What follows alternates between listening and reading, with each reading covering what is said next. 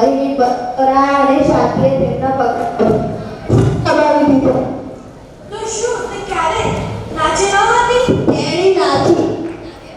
જ્યારે વખતના પહેલા ટીપા તરસ્યા હતા ત્યારે તેમની ધીરજ તૂટી ગઈ.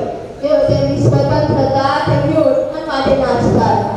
તમને આ ચમકતા ગરબા જોવા હોય તો શહેરમાં જાઓ, પણ આત્માના ગરબા જોવા હોય તો આ સવિકત જાઓ.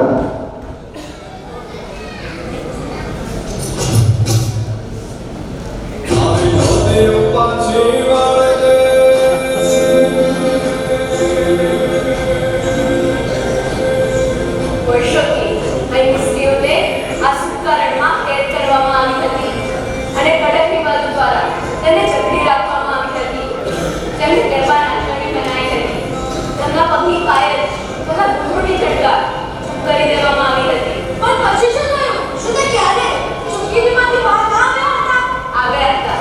તે ચૂપકીદીમાંથી બહાર આવ્યા અને જ્યારે તે ચૂપકીદીમાંથી બહાર આવ્યા ત્યારે આખું રણ ગુંજી ઉઠ્યું. ચાલો તમે ઘણા વર્ષ પહેલાનું વાસ્તવિક ચિત્ર બનાવો જ્યારે અહીંની સ્ત્રીઓએ તેની સ્વતંત્રતા માટે પહેલું પગલું